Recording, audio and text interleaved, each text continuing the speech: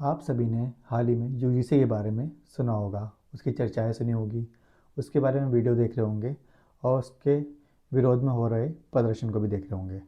तो आज हम सारी बहस से हटकर खाली ये जानेंगे कि आखिर यूजीसी है क्या, वो चाहता क्या है और क्या उसके रूल्स एंड रेगुलेशंस हैं। तो आज हम उसके बारे में खाली पढ़ेंगे, जानेंगे कि वो क्या है। क्योंकि किसी भी नए रूल को, जब भी कोई नया रूल आता है तो उसको जानना बहुत ज़्यादा ज़रूरी है। ये नहीं कि अफ़वाहों को हम सुनते रहें और खुद ही एक अपने आप ही माइंडसेट बना लें उसके बारे में, बिना कुछ जानकारी प्राप्त करे, बिना समझे। तो आज हम जानते हैं यूजीसी के बारे में। तो मेरा नाम है अनुराग वर्मा और आप देख रहे हैं पढ़ाई विद मोटिवेशन। ठीक है, आप सभी ने हाल ही में यूजीसी के बारे में कहीं ना कहीं पढ़ा होगा, ठीक है, सुना होगा या फिर सोशल मीडिया में देखा होगा और देखा होगा कि यूजीसी के खिलाफ प्रदर्शन क्यों हो रहे हैं। ये सब चीज़ें आपके मन में सवाल उठ रहे होंगे। तो आपके सवालों का जवाब इस वीडियो में आपको मिलेगा। ये वीडियो लास्ट तक देखना, आपके सारे क्वेश्चंस का जवाब इसमें मिल जाएगा आपको। लेकिन अब एक चीज़ देखते हैं। लेकिन आज हमारा मकसद किसी बहस में जाना नहीं है, हमारा मकसद है कि यूजीसी क्या है इसको समझना। ठीक है, तो इसको हम टॉपिक को शांत दिमाग से और इसको समझने की कोशिश करेंगे। अब हम शुरू करते हैं। तो हम सभी इस देश के नागरिक हैं और जब भी देश की में कोई भी एजुकेशन सिस्टम होता है और उसमें कोई भी चेंजेस आते हैं तो हमें उसको पहले जानना चाहिए, उसको फॉलो तो हमें करना ही पड़ेगा। ठीक है, और अगर सरकार कोई नया नियम बना रही है तो उसकी कोई वजह भी होगी, ऐसे ही बिना बात नहीं बनाएगी वो। ठीक है, तो हम इसको समझते हैं कि यूजीसी है क्या।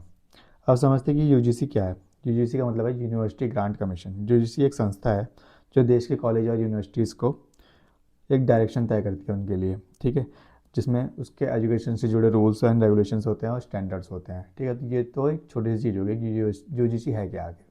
तो कॉलेज और यूनिवर्सिटीज़ के लिए बनाई गई एक संस्था है जो इनके रूल्स एंड रेगुलेशंस को देखती है। ठीक है, दूसरा कि सिंपल वर्ड्स में अगर कहें तो यूजीसी ये इंश्योर करता है कि हर स्टूडेंट को एक क्वालिटी एजुकेशन मिले। ठीक है, उनके साथ कोई भेदभाव ना हो और वह किसी भी इंस्टीट्यूशन में पढ़ रहा हो, चाहे वो किसी कॉलेज में पढ़ रहा हो, किसी भी यूनिवर्सिटी में पढ़ रहा हो, तो उसमें कोई भेदभाव ना हो उसके साथ, कोई उसके साथ गलत चीज़ ना हो। ये देखना यूजीसी का काम है।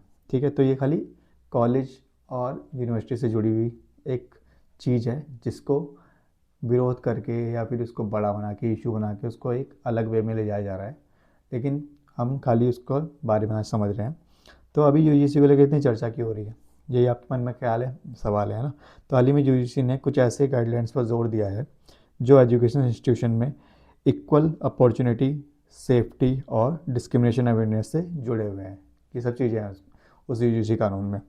तो यहाँ पे बात ये आ रही है कि डिस्क्रिमिनेशन होगा या ये चीज़ें होंगी, तो वो एक अलग चीज़ है, एक अलग मैटर है, हम उसकी बात अभी नहीं कर रहे।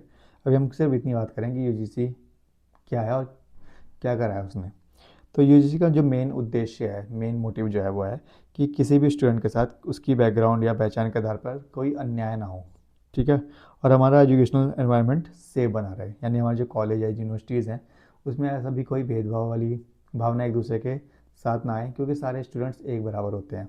चाहे वो किसी बैकग्राउंड से हो, उनका बैकग्राउंड क्या है क्या नहीं है तो उनसे क्या मतलब है, हम पढ़ाई साथ में कर रहे हैं ना। क्योंकि ये इंडिया एक सेकुलर कंट्री है और यहाँ पे जातिवाद से बढ़कर भी तो बहुत सारी चीज़ें हैं ना।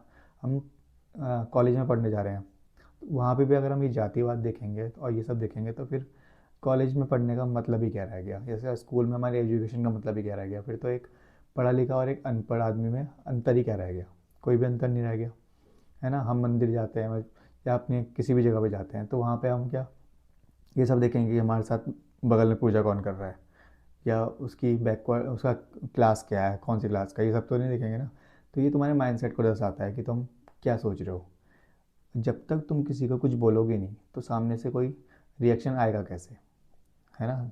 सोचने वाली बात है ये। तो वो चीज़ एक अलग मैटर है जो बढ़ता चला जा रहा है फालतू में।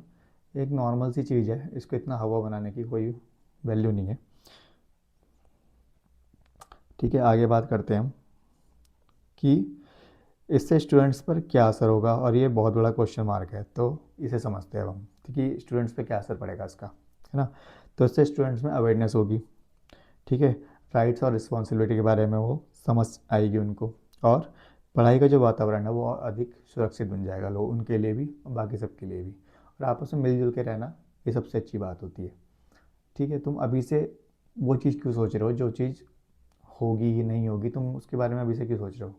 कोई बिना बात तुम पे एलिगेशन क्यों लगाएगा जब तक तुम किसी को कुछ बोलोगे नहीं तो, ठीक है। और ये रूल्स कॉलेज और इंस्टीट्यूशन के लिए है, तुम उसको एक अलग वे में ले जा रहे हो, ठीक है। यूजीसी के बेनिफिट्स और चैलेंजेस के बारे में बात करते हैं हम। तो सबसे पहले हम बात करते हैं बेनिफिट्स को, समझते हैं यूजीसी की बेनिफिट्स क्या है इसके स्टूडेंट्स के लिए। तो बेनिफिट्स ये हैं कि हमारा जो एजुकेशन सिस्टम है वो ज़्यादा सेंसिटिव और स्ट्रक्चर्ड बनेगा, अब बहुत अच्छे से बनेगा वो, कि अब लोग समझ पाएंगे कि उनके रूल्स एंड रेगुलेशंस क्या हैं, हमें कॉलेज में किस तरह रहना है, क्या करना है क्या नहीं करना है। एक हमें उस कॉलेज में जा रहे हैं तो हर चीज़ होती है, लेकिन पढ़ाई पहले होनी चाहिए, मौज मस्ती भी साथ साथ चलती है, सब कुछ चलता है तुम्हारी लाइफ में, हर चीज़ होती है, लेकिन ये चीज़ भी ज़रूरी है कि जो उनके रूल्स एंड रेगुलेशन को तुम मानो, ठीक है। पहले समझो कि क्या है वो। दूसरा, अब बात करते हैं कि चैलेंजेस क्या हैं इसमें।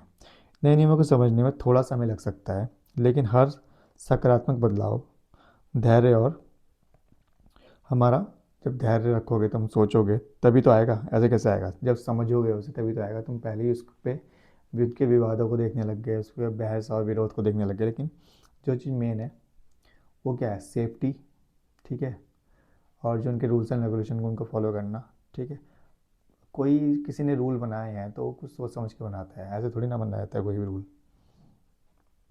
फिर हम आगे बात करते हैं कि लास्ट में हम इतना ही बोलेंगे जो कि ये सब चीज़ें क्यों बनाई जा रही हैं, जिससे जो स्टूडेंट्स हैं वो उनका वातावरण सही रहे, आपस में सही रहें, वो घबराए ना किसी चीज़ को लेके, ठीक है। इसलिए हम फालतू की अफवाहों को पे ध्यान देने से ज़्यादा अच्छा है कि हम रूल्स एंड रेगुलेशंस को मानें, ठीक है, उनको फॉलो करें और आपस में मिल के रहें सबके साथ। ये छोटी सोच, जातिवाद, ये सब बेकार है। अगर तुम पढ़े लिखे हो, पढ़ रहे हो कॉलेज स्कूल में इंस्टीट्यूशन में यूनिवर्सिटी में, तो ये सब चीज़ें तो तुम्हें कब की छोड़ देनी चाहिए थी। तो अगर वही चीज़ नहीं छोड़ रहे हो अगर तुम अभी भी, तो फिर कोई मतलब ही नहीं है, फिर तो इंडिया हमारा ऊपर की जगह नीचे जा रहा है अगर तुम वही चीज़ वापस ला रहे हो, है ना। पढ़ाई लिखाई कर रहे हो तो किस लिए कर रहे हो, इन सब चीज़ों से ऊपर उठने के लिए या फिर इन सब चीज़ों में घुसने के लिए दोबारा। तो कोई भी कानून आता है तो उसको समझो पहले, बाद में फॉलो करो उसे, ये नहीं कि उसका विरोध शुरू कर दो पहले ही। हर चीज़ किसी न किसी वजह से कोई भी कानून है वो किसी वजह से बनाया जाता है, ऐसे नहीं बिना वजह बना दिया। तो सब समझो उस चीज़ को, ठीक है। तो एक छोटी सी चीज़ है कि तुम अफवाहों पर ध्यान ना देकर सही और सच्ची जानकारी पर ही विश्वास करो। यानी कि कोई कुछ बोल रहा है, कोई कुछ बोल रहा है तो सब पे सबकी बातों पर विश्वास कर लिया। हर चीज़ है तुम्हारे पास अवेलेबल, मोबाइल है, इंटरनेट है, सर्च करो, एनसाइक्लोपीडिया है, ठीक है। इतने सारे तुम्हारे ऐप्स हैं, चैट जीपीटी है, ठीक है। खाली रील्स देखने के लिए थोड़ी ना है, ये सब जो भी है उसको सर्च करो है क्या वो चीज़, ठीक है। तो अफवाह पे ध्यान मत दो। और मेरी जानकारी आपको ठीक लगी हो तो मेरे चैनल को लाइक करना, सब्सक्राइब करना और शेयर करना उनके साथ जिनको इसकी जानकारी सही से नहीं है। तो मिलते हैं नेक्स्ट वीडियो में।